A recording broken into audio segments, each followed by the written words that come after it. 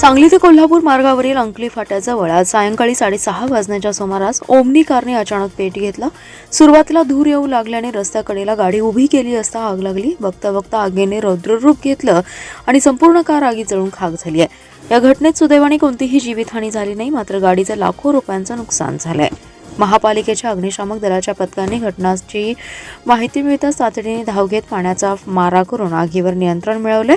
Kolhapur road हा नेहमीच वर्दळीचा असतो। दररोज हजारो वाहने कोल्हापूर, सांगली, सोलापूर जिल्ह्यात जात असतात। आज सायंकाळी जयसिंगपूरकडून एक ओमनी कार सांगलीकडे येत होती। अंकली बस स्टॉपच्या पुढे आली असता अचानक त्यातून धूर येऊ लागला। चालकाने रस्त्याकडेला गाडी उभी केली असता आग लागल्याचं निदर्शनास आलं। आगीनं बघता बघता पेट घेतला होता। संपूर्ण कार ही काही क्षणात आगीत भस्मसात झाली। सायंकाळची वेळ असल्याने या ठिकाणी बघ्यांची मोठी गर्दी झाली होती। या मार्गावरील वाहतूक काही काळ ठप्प झाली।